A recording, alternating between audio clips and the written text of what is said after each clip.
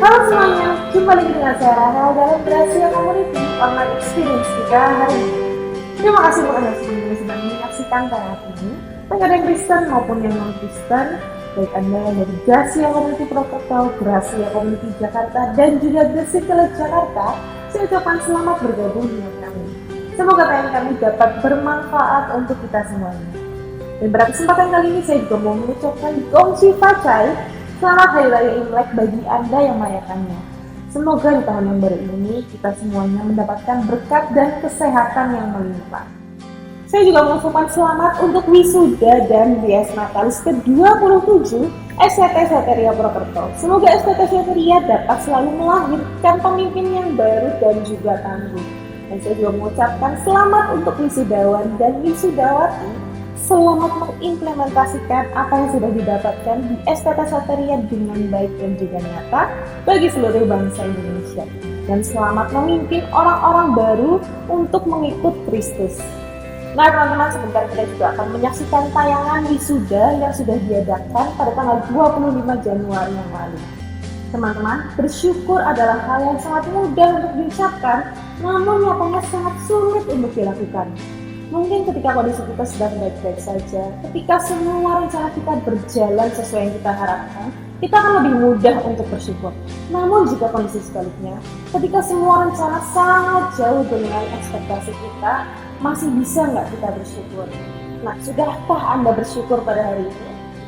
Bersyukur, itu adalah tema renungan firman Tuhan kita yang akan dibawakan oleh Ibu Pendeta Lois.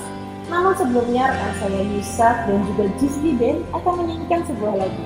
Dan untuk informasi, tayangan khotbah serta pujian pada hari ini adalah rekaman ibadah minggu lalu dan semuanya sudah melalui protokol kesehatan yang ketat. Jadi teman-teman, jangan kemana-mana ya. Tetap stay di channel ini dan selamat menyaksikan. Tuhan Yesus memberkati.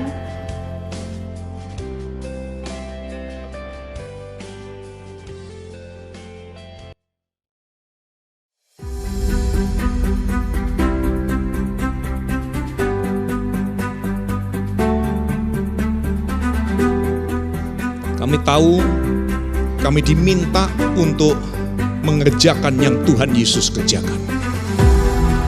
Tapi kami juga sadar, gak enak kalau mengerjakan yang Yesus kerjakan. Yang enak adalah apa yang dikerjakan, mengerjakan apa yang dikerjakan oleh gereja pada umumnya. Gereja yang nyaman bagi kami, gereja yang hanya disediakan suasananya, khotbahnya, lagunya, liturginya, apapun bentuk pelayanannya hanya bagi orang Kristen, hanya bagi orang yang suka gereja. Tapi kami lupa bahwa Tuhan Yesus sang pendiri gereja datang bagi yang berdosa, datang bagi yang sakit, datang bagi yang rusak keluarganya, datang bagi yang rusak moralnya, seperti kami pun semua ini rusak Tuhan. Kami bersyukur Tuhan datang bagi kami. Sertailah para wisudawan, sertailah para alumni, sertailah para rekan-rekan dari STT Soteria, lulusan Soteria yang sekarang sudah jadi pendeta, memimpin orang di Kalimantan, di Sulawesi, di Aceh, di Sumatera, di Papua, di NTT, di Pulau Jawa ini untuk ikut Yesus Kristus. Sertailah kami semua ya Tuhan, supaya kami tahu apa fungsi kami dalam tubuh Kristus. Dan kami memimpin orang-orang untuk mengikut Tuhan Yesus Kristus. Jadi hari ini, Anda semua, saya seperti saya, Pak Hendy dan semua rekan-rekan dipercaya oleh Raja Kerajaan Surga untuk menginterupsi business as usual dari kerajaan gereja buatan manusia. Kita ini sahabat Raja Surga, bukan pegawai gereja. Kita memimpin gereja untuk berfungsi sebagai anggota tubuh Kristus, bukan sekedar bergengsi.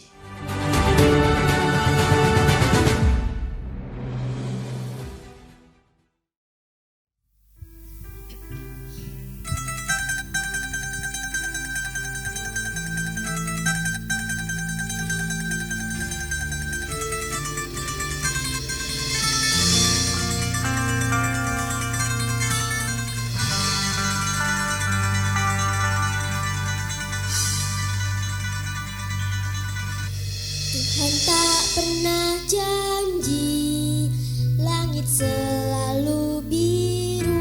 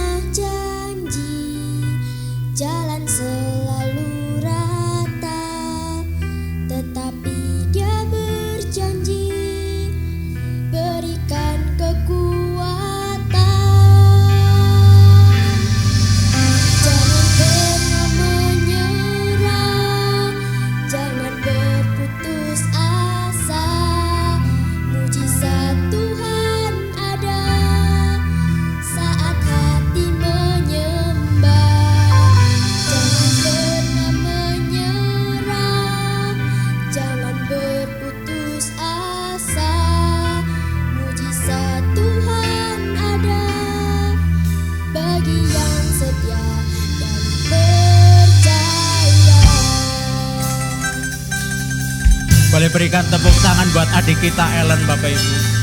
Kita naikkan pujian ini sama-sama ya. Dengan penuh iman percaya kita katakan.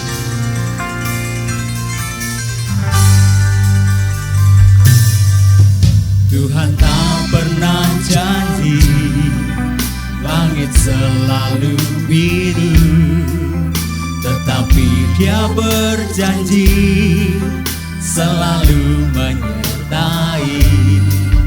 Tuhan tak pernah janji jalan selalu rata, tetapi Dia berjanji berikan kekuatan.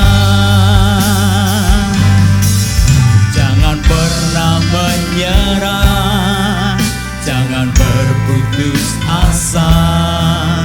Mujizat Tuhan ada saat hati menyembah.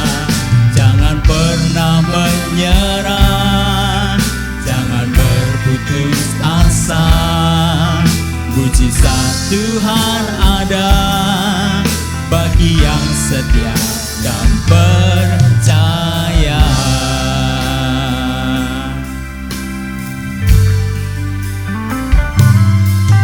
Tuhan tak pernah janji langit selalu biru, tetapi Dia berjanji selalu menyertai. Kami percaya akan janji-Mu,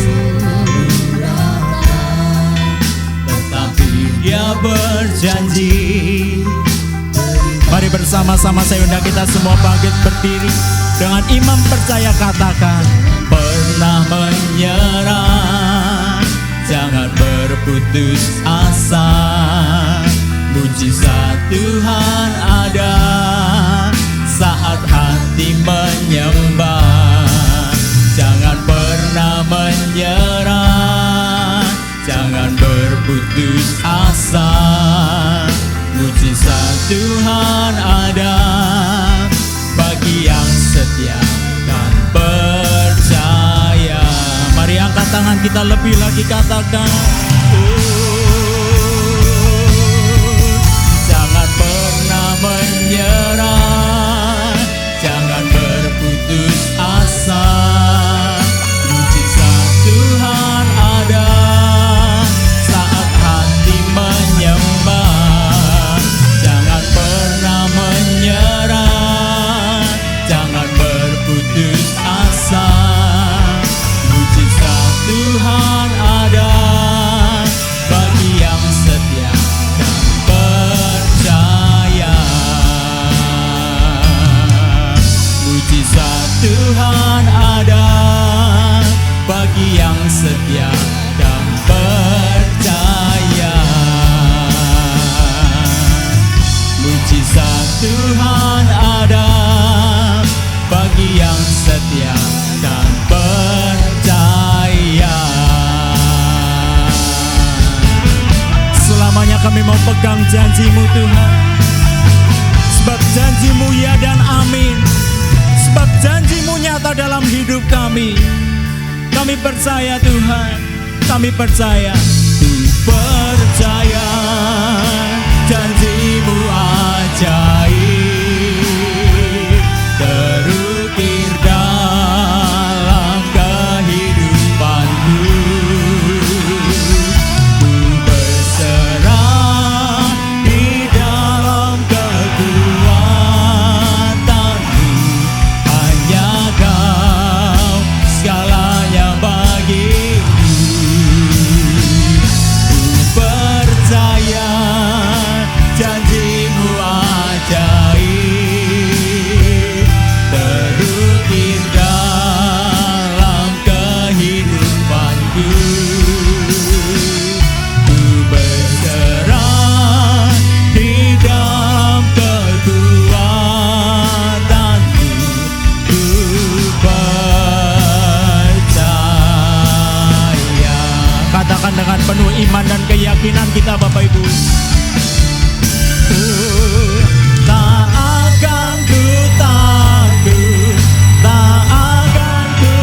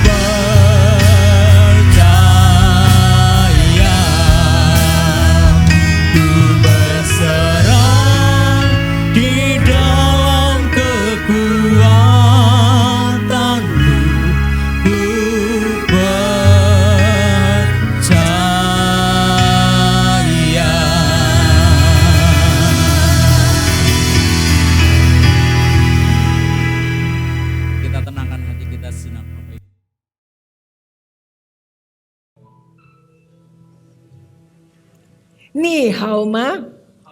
Hao. Ada yang menjawab kemarin di WA katanya, wo hen hao. Hao katanya. Ya. Nah, itu yang kita harapkan supaya kita semua dalam keadaan baik, sehat dan tidak sakit. Ya, dan melalui kesempatan ini saya juga mengucapkan Xin Nian Kuai Le. Selamat tahun baru Imlek dan berbahagia selalu. Saudara-saudara, Imlek ini berkaitan dengan bersyukur. Semua orang yang merayakan Imlek hari ini, semua bersyukur. Mengapa bersyukur? Karena bersyukur itu merupakan perintah Tuhan yang harus dilakukan dan ditaati. Orang yang dapat mengucap syukur di segala suasana menandakan dia percaya sepenuhnya kepada Tuhan dan mengakui apa yang Tuhan rancangkan atas hidupnya. Saudara-saudara, di tahun baru Imlek ini tentunya kita saling mengucapkan selamat.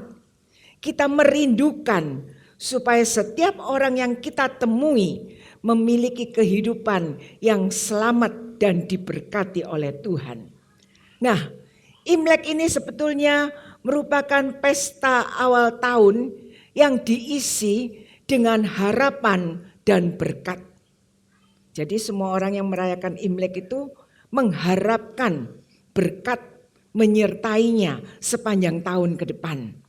Nah, berkat itu selalu dikaitkan dengan rezeki, keuntungan. Dengan demikian, jantung kehidupan adalah uang, rezeki, dan untung. Saudara-saudara, Imlek ini merupakan festival paling penting dalam penanggalan Asia bagi masyarakat Tionghoa atau Cina. Karena Imlek adalah hari raya panen dan merupakan satu-satunya hari raya yang menandai berakhirnya musim dingin untuk memasuki musim semi.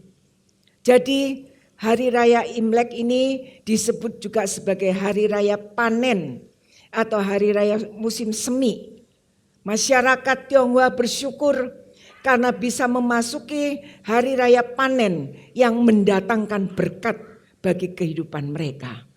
Nah, setiap adat istiadat tentunya memiliki sisi baik dan buruk. Bagaimana sebagai orang-orang kepercayaan Tuhan menyikapi sebuah budaya dalam saat merayakan Imlek ini. Saudara-saudara, Imlek merupakan perayaan orang Tionghoa memperingati musim semi dan tahun ini jatuhnya pada tahun 2574 Kongsili. Itu tahunnya orang Cina, ya. Nah, Imlek berkaitan juga dengan show. Show-nya tahun ini apa ya? Kelinci, ya. Nah, berkaitan juga dengan ronde. Tahu makan ronde? Enak kan? Berkaitan juga dengan lampion-lampion, dengan lain-lain hal.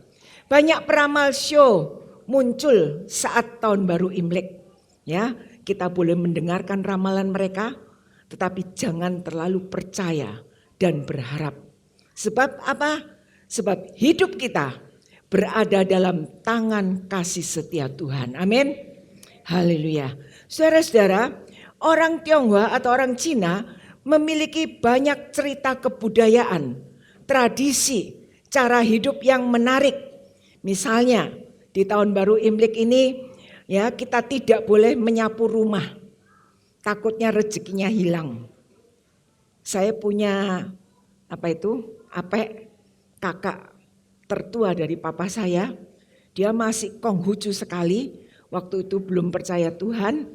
Dan ayah saya itu hanya berdua di Indonesia. Dengan kakak paling besar dan dia anak paling kecil. Kalau Imlek kita senang ke sana. Sebab apa? Keponakannya hanya 5. Tentunya angpaunya juga gede kan? Coba kalau keponakannya banyak, angpaunya pasti kecil. Dibagi-bagi, saudara-saudara. Pokoknya kalau tahun baru Imlek kita bergairah sekali ke sana. Ayo ke tempat apek. Nah, dia tinggalnya di atas. karena di bawah itu dibuat toko sepeda. Ya, lalu kita naik ke atas. Kok rumah ini kotor ya?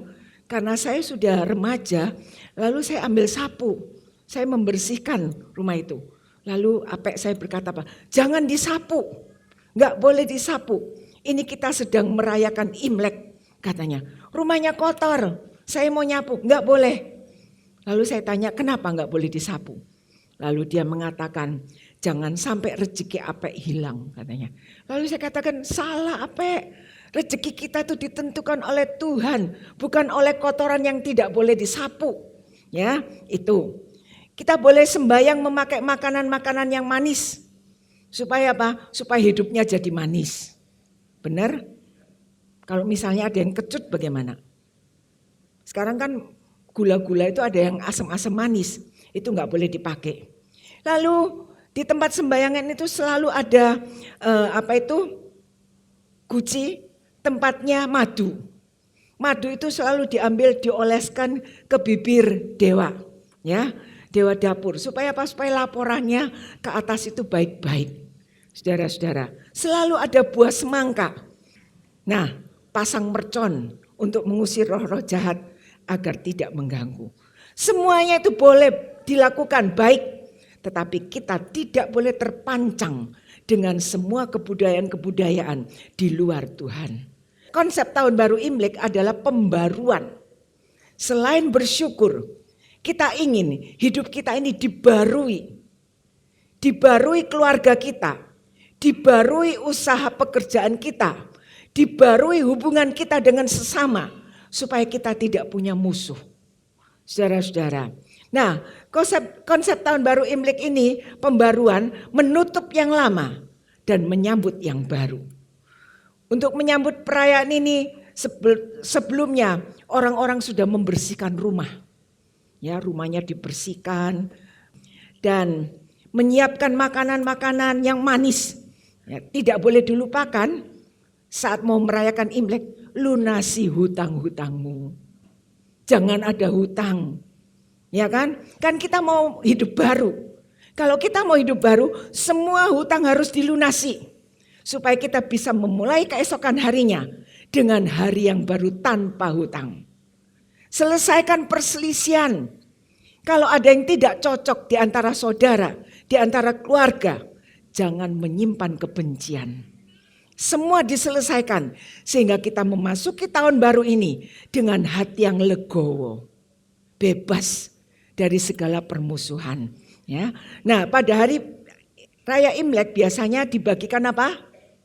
Diberikan angpau. Saya juga pasang angpau di sini, tapi ini nggak boleh diambil. Diambilnya nanti sore. Ya, nah angpau ini diberikan dari orang tua kepada anak-anak kecil. Jadi nanti yang merasa anak kecil boleh maju terima angpau dari opa, oma, atau siapa yang akan duduk di depan. Anak yang sudah dewasa, yang sudah bisa bekerja, dia harus belajar memberi angpau untuk orang tuanya. Saya berkata kepada Jul, kamu kan kuliah sambil kerja, berarti kamu sudah punya penghasilan. Saya bilang, tahun ini Ama gak kasih angpau kamu. Kamu yang harus kasih angpau ke papa, mama, dan ama. Itu ajarannya. Jadi kalau orang itu sudah bekerja, ya anak itu sudah bekerja, biarpun dia belum menikah, jangan mengharapkan angpau dari orang tua. Dia harus memberi. Ini ajaran ya saudara-saudara yang bisa dituruti. Nah, memberi angpau untuk orang tua sebagai ucapan syukur telah menjadikan mereka sesuatu atau orang yang berguna. Jadi prinsipnya itu saling memberi dan menghormati. Dalam memberi kita diajar untuk tidak egois. Tidak hanya mementingkan diri sendiri, tapi kita bisa memikirkan orang lain. Dengan berbagi kita juga menunjukkan kasih Kristus yang ada dalam hidup kita kepada sesama kita. Saudara-saudara, mengapa kita harus berbagi? Karena kita merindukan nasib yang lebih baik. Mendapat rezeki yang lebih baik di tahun yang akan datang. Jadi hukum tabur tuai itu sangat nyata dan terbukti. Kalau kita selalu menabur kebaikan bagi sesama kita, kita juga akan menuai hasil dari kebaikan yang kita terima. Bulan Desember kemarin saya sempat berkumpul dengan semua anak-anak lengkap dan cucu selama kurang lebih 3 minggu. Daniel Hulda menyaksikan ketika di Purwokerto, ya, Daniel berkata, "Mah, banyak sekali hadiah Natalnya." Ya, banyak sekali hadiah Natalnya karena saya tata di sebuah meja, ya. Dari tetangga, dari kenalan-kenalan, teman-temannya Yason, ya, dari jemaat juga banyak sekali. Enggak saya makan, enggak saya buka, enggak boleh diotik. Dibuat kenang-kenangan dulu. Banyak sekali, Mah. Lalu saya katakan, hukum tabur tuai tidak akan meleset. Kalau kamu banyak menabur, kamu juga akan banyak menuai. Saya ke Jakarta, saudara-saudara, hadiah Natal itu bertumpuk. Sampai luar biasa, saya bilang, ayo sekarang dibagi. Buah-buahan saya bagi ke satpam, ke siapa saja. Saya katakan, bagikan. Jangan kita menyimpan sampai barang itu busuk baru dibagikan orang lain.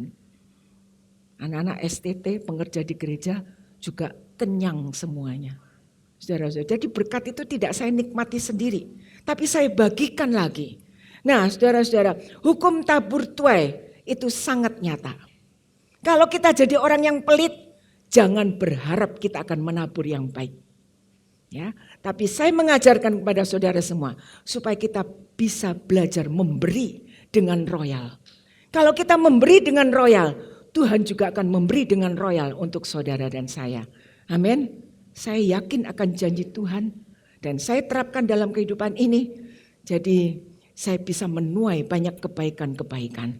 Saudara-saudara, dihubungkan dengan banyak unsur adat istiadat dan keagamaan, bagaimana para pengikut Yesus menyikapi dan memandang perayaan tahun baru Imlek ini. Nah, apakah pengikut Yesus boleh merayakan tahun baru Imlek? Jawabnya boleh. Ya, kita boleh merayakan Imlek dengan hati penuh sukacita sambil memandang hari itu sebagai hari yang baru, hari yang baik yang diberikan oleh Tuhan. Hari baru yang membawa pengharapan yang baru. Kita menyambut tahun baru Imlek dengan hati penuh ucapan syukur kepada Allah karena sampai hari ini semuanya kita ada berkat pemeliharaan dan berkat kasih setia Tuhan. Kita tetap menyembah kepada Allah pencipta langit dan bumi. Kita bukan menyembah ciptaan atau buatan dengan tangan manusia. Karena Dia adalah Allah yang maha kuasa dan maha mengetahui. Itu yang kita sembah. Dan sambil bersilaturahmi mengunjungi sanak keluarga di hari raya Imlek sebagai pengikut Yesus.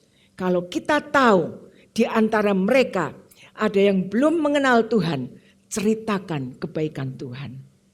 Kabarkan kebaikan Tuhan kepada mereka supaya mereka juga bisa merasakan kebaikan Tuhan dan mereka bisa menerima keselamatan dari Tuhan. Saudara-saudara, setiap adat istiadat itu ada sisi baik dan sisi buruknya. Yang baik, yang tidak bertentangan dengan firman Tuhan, kita terima, kita ambil, ya, kita lakukan. Tetapi jika itu bertentangan dengan firman Tuhan, kita tolak dan kita tinggalkan. Nah, dalam tahun baru Imlek ini, tadi sudah saya katakan prinsipnya pembaruan dan bersyukur kepada Tuhan. Tuhan sudah memberi tahun, bulan, minggu, hari.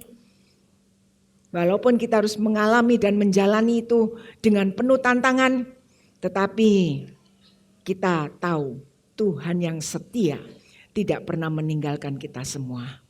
Haleluya. Saudara-saudara, kebudayaan orang Cina itu sangat kuat.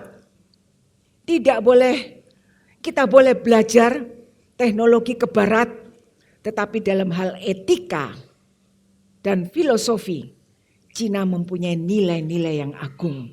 Ya, misalnya kejujuran dan kebenaran itu merupakan fondasi dari setiap berkat. Kalau kita bekerja atau saudara mencari orang untuk bekerja dengan saudara, apa yang saudara cari? Yang kita cari adalah mereka orang yang benar, mereka orang yang jujur. Ya, kalau orang itu tidak jujur, dimanapun dia pergi bekerja, susah untuk orang menerimanya. Saudara-saudara, itu yang pertama. Dan sifat dasar manusia itu sebetulnya sama. Yang menjadikan mereka berbeda itu adalah kebiasaannya.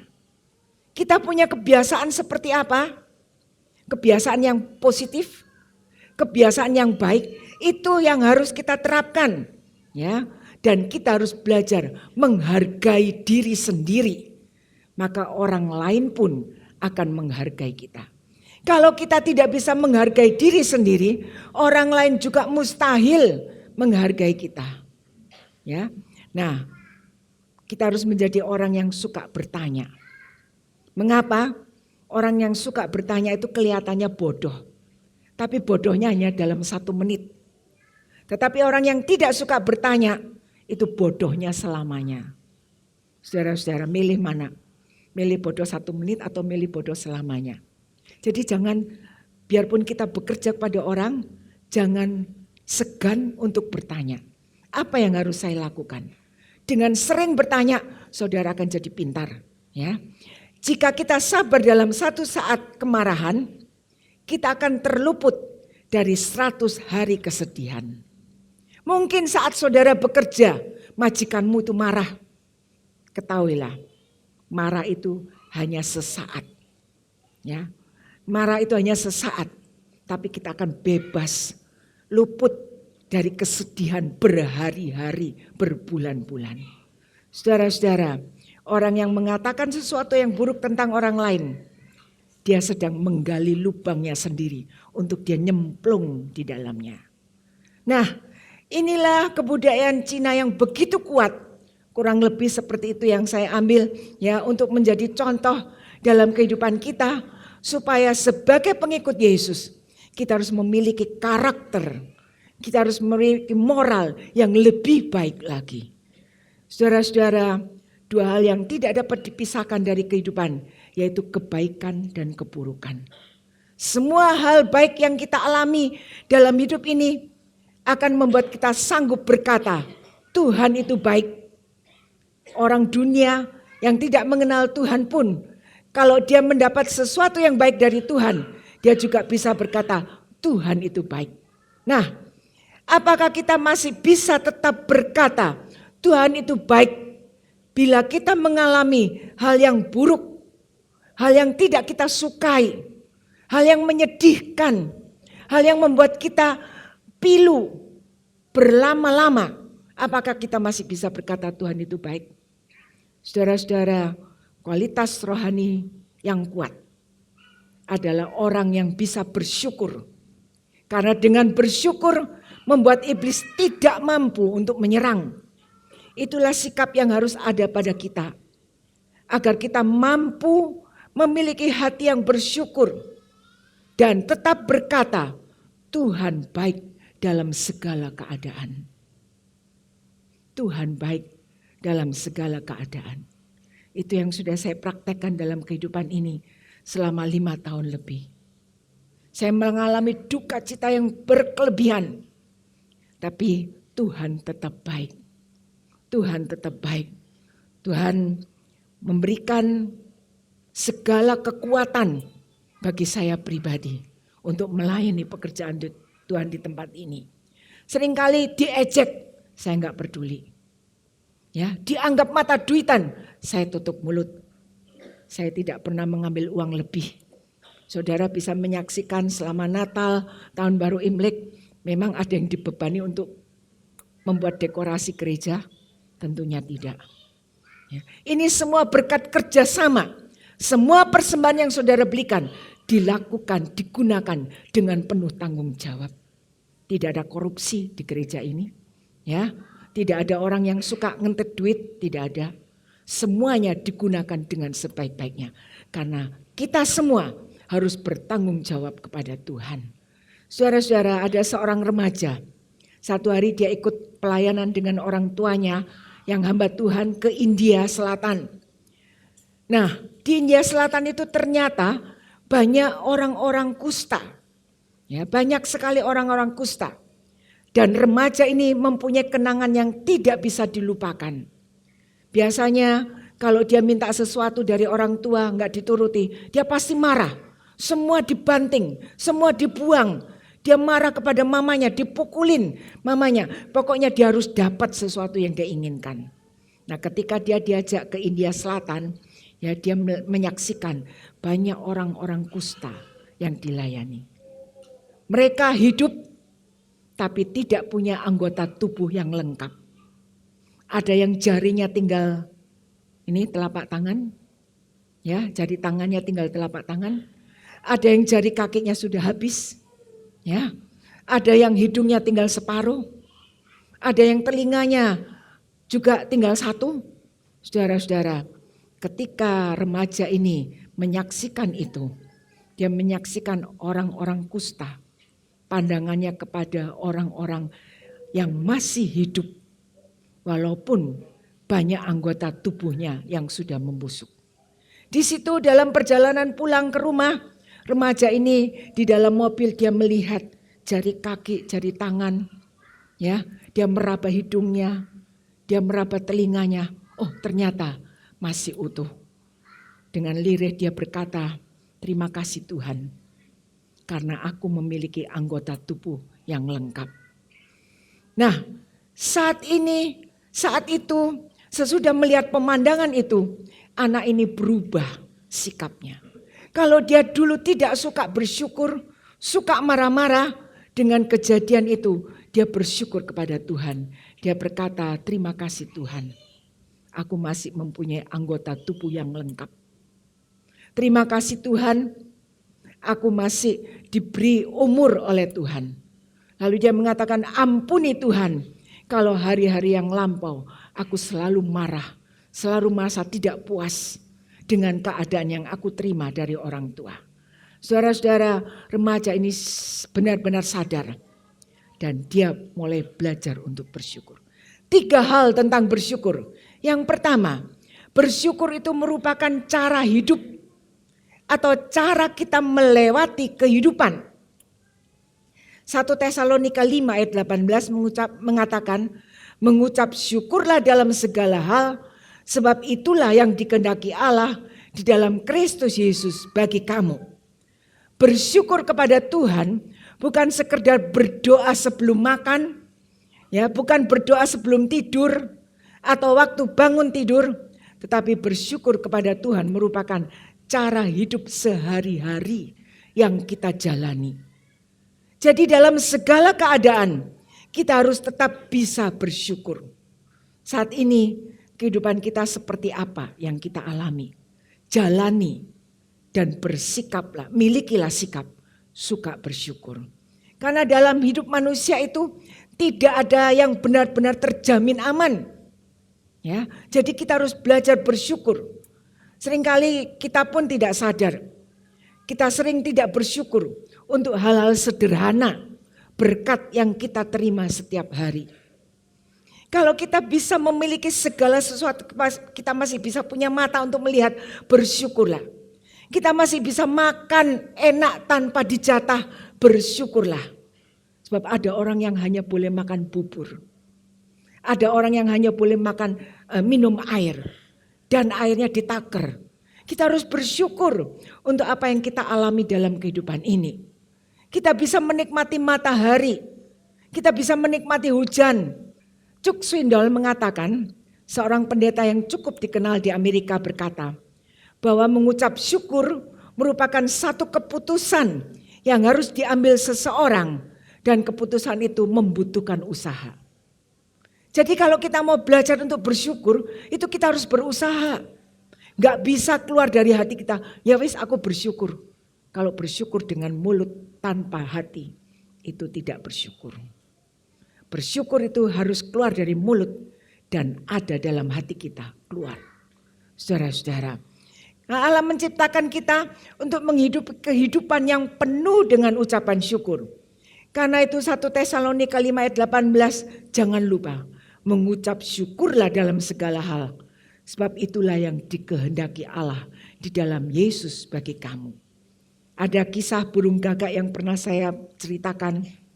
Dia ini selalu, gagak itu hitam, selalu gak puas dengan hidupnya. Ya, suatu hari dia melihat angsa, bulunya sangat putih. Lalu dia membandingkan dengan dirinya. Itu kok putih, aku kok hitam. Ya, lalu gagak itu menghampiri angsa dan berkata, enak ya, kamu berbahagia sekali sebagai komunitas dari burung. Kamu punya bulu yang bagus, kamu pasti digemari orang. Lalu angsa itu berkata, enggak juga, ya, enggak juga. Aku tidak merasa seperti itu. Aku melihat burung kakak tua lebih baik daripadaku. Dia memiliki 2 warna. Sehingga orang lebih suka dengan burung kakak tua. Dipelihara di rumah, ya, dipakai untuk hiburan dan lain-lainnya. Ternyata gagak mendekati kakak tua. Dan apa kakak tua berkata? Kakak tua berkata, enggak, aku juga burung yang tidak berbahagia. Lalu mana yang berbahagia? Lihat burung merak di kandang. Wah, merak itu kan bagus bulunya ya, bisa mekar beraneka warna.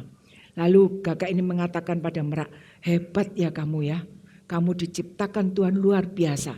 Sehingga kamu punya bulu yang begitu indah. Orang banyak mengagumi dirimu. Gak seperti aku, hitam pekat.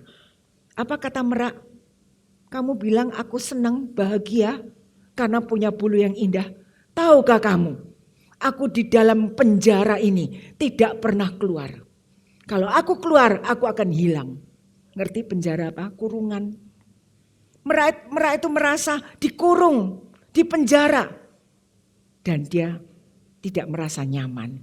Nah, saudara-saudara, cerita ini mengajarkan kepada kita, jangan kita suka membanding-bandingkan diri kita dengan orang lain. Ya, belajar bersyukur dengan apa yang Tuhan berikan untuk kita. Kalau saya jadi seperti Ibu Lois, saya tidak bisa kepingin seperti Ibu Fang Fang. Nanti saya bisa gemuk seperti dia. Ya kan? Nah, kalau saya bisa belajar mensyukuri diri saya sendiri, Tuhan itu akan menambahkan anugerahnya untuk kita semua. Jangan membanding-bandingkan diri kita dengan orang lain. Belajarlah bersyukur dengan apa yang Tuhan berikan. Karena Tuhan tahu kapasitas hidup kita. Seberapa banyak yang bisa kita terima. Tuhan memberikan pas. Dan Tuhan tidak pernah memberikan lebih atau kurang. Yang kedua, bersyukur dapat menghilangkan ketakutan dan kekhawatiran. Siapa yang tidak pernah takut? Siapa yang tidak pernah khawatir? Coba angkat tangan. Semua orang mengalami ketakutan, kekhawatiran. Kalau saya naik mobil, Yason yang nyetir, saya selalu takut. Ya, di mobil saya selalu ngomong, awas.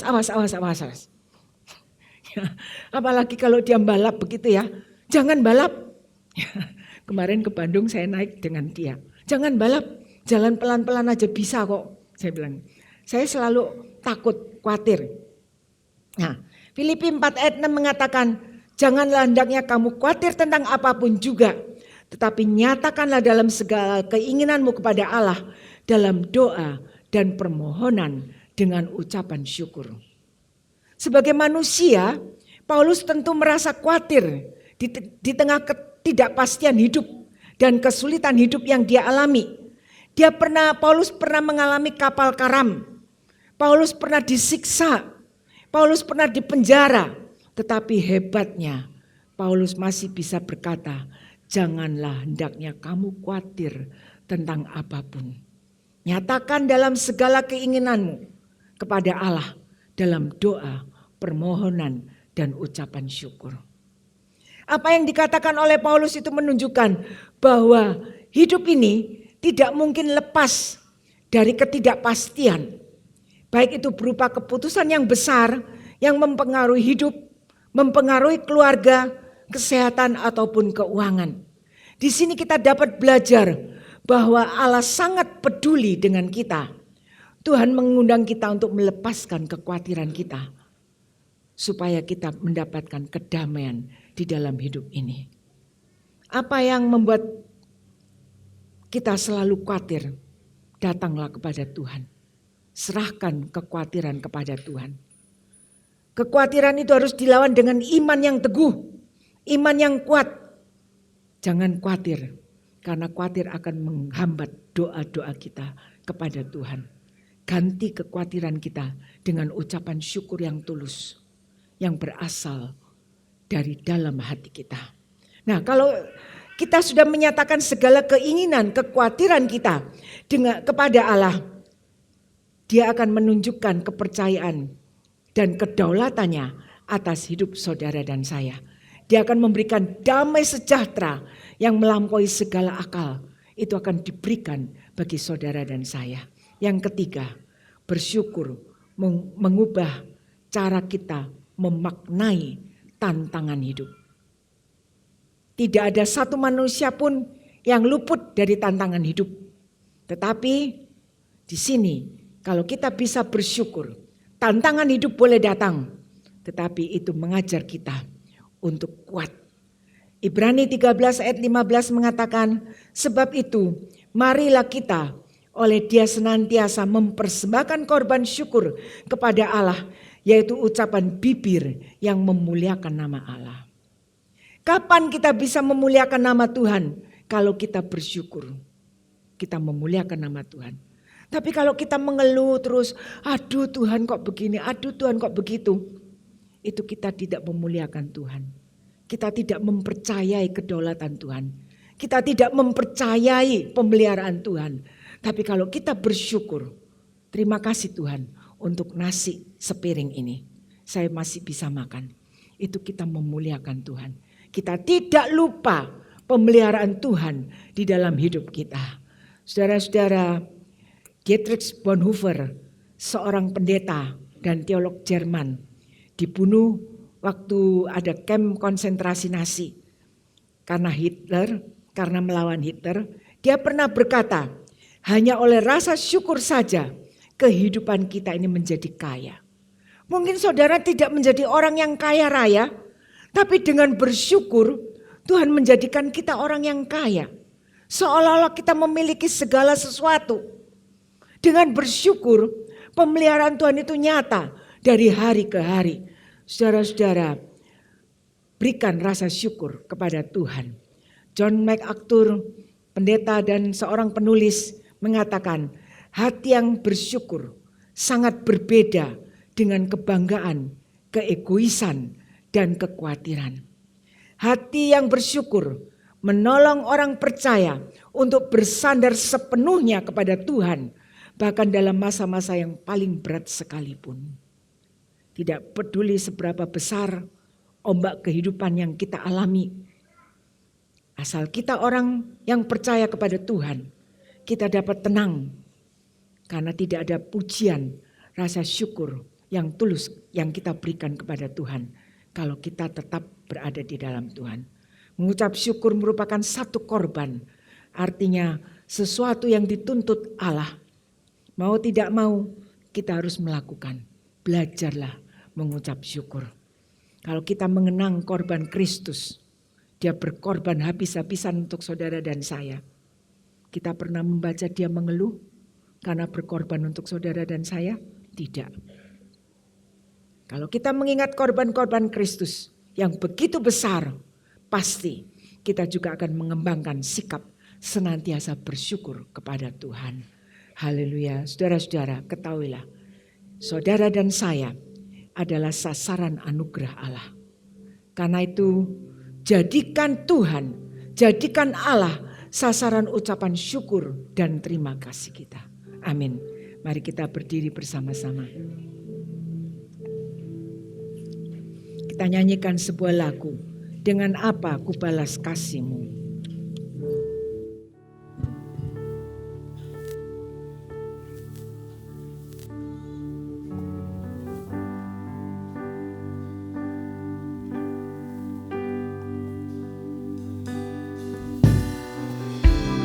Dengan apa kau membalas kasih-Mu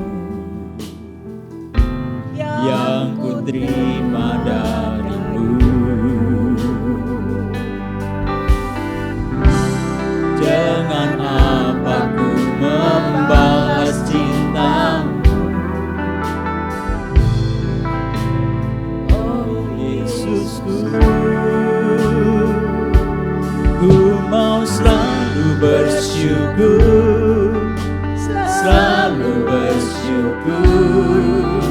Kau Tuhan yang setia, yang selalu menopang. Ku mau selalu bersyukur, selalu bersyukur. Kau Bapa-Ku yang setia. Ku mau selalu bersyukur, selalu bersyukur. Kau Tuhan Yang setia, selalu menolong. Selalu bersyukur, selalu bersyukur. Kau Bapa-Ku yang setia. Kau selalu bersyukur, selalu bersyukur. Kau Tuhan yang setia, selalu bersyukur, selalu bersyukur.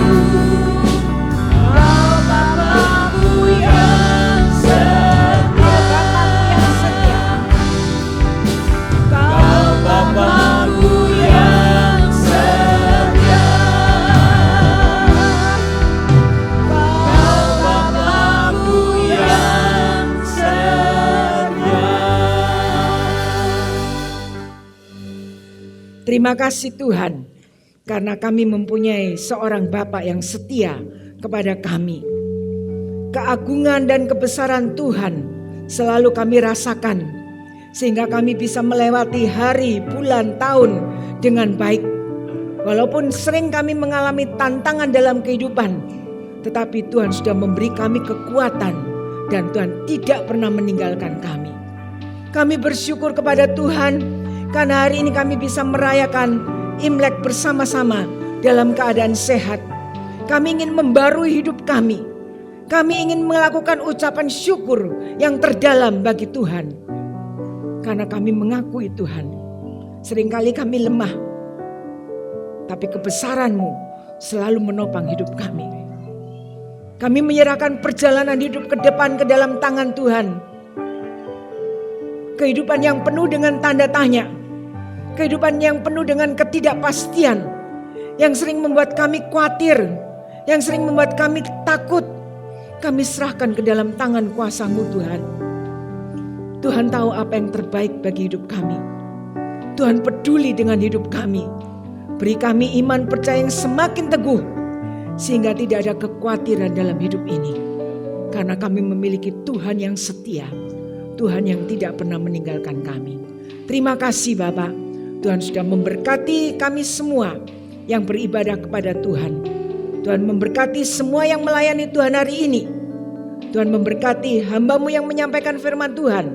Tuhan juga memberkati semua persembahan, perpuluhan yang diberikan untuk kemuliaan Tuhan dan untuk menunjang gereja ini.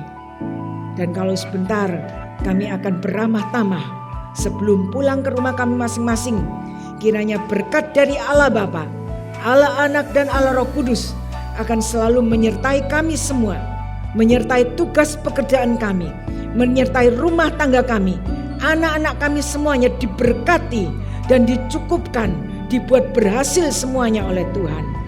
Bersama-sama kita katakan, dalam nama Tuhan Yesus Kristus, Juru Selamat kami sudah berdoa. Amin.